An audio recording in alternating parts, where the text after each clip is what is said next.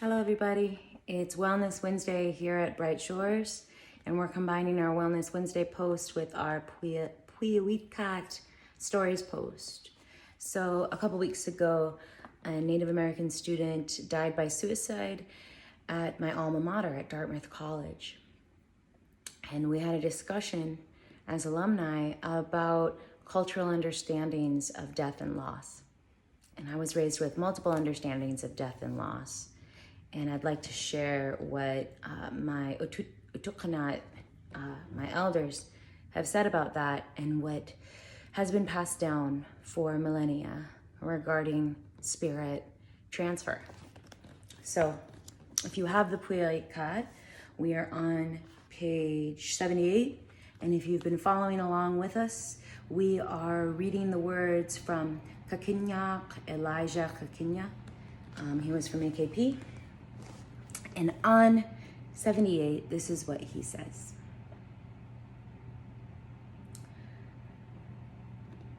It is said, at that time, people mourned for their relatives who died. He has suddenly reminded me of this. And so it is said, these relatives, when they lose one of their own, those who have died, will round the bend and return. It is said, this is what they would say. He has suddenly reminded me of this. It is said they don't think of them as having died when one of their members die after rounding the bend. It is said they will return. They will come alive again. He has suddenly reminded me of this. And so those people of the older times would wait expectantly for the return of their loved ones. It is said after they have rounded the bend. This is how they would talk. Old men, old people, old women, this was their reason, never to say, he is gone forever, to their relatives at that time long ago. These are first ancestors.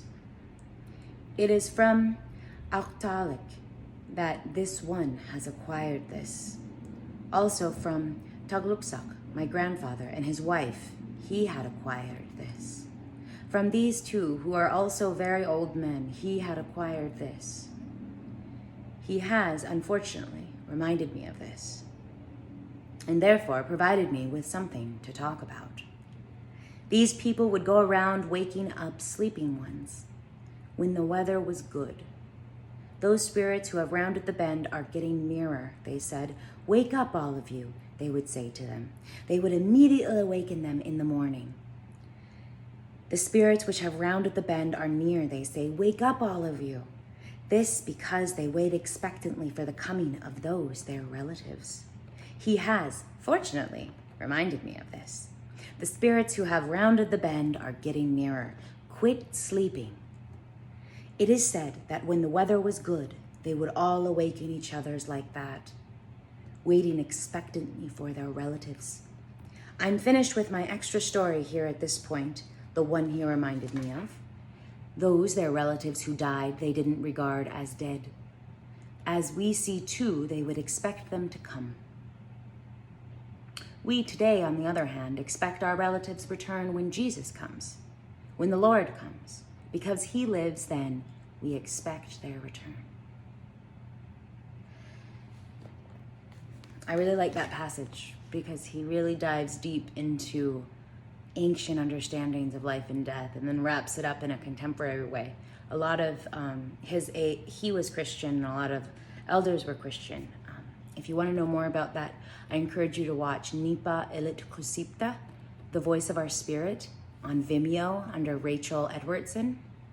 She did a video on that. I'll put it in the comments as well for anybody to watch. So with that being said, if anybody really is struggling with their life, I wanna share again that 1-800-273-8255 is the National Suicide Prevention Lifeline, and there are free trained counselors available to talk to you, and talking really does help. So I hope you take advantage of that if you need it. If you have suicidal ideation yourself, if suicidal thoughts, or if you're struggling from loss of suicide or loss of suicides, as many of us are.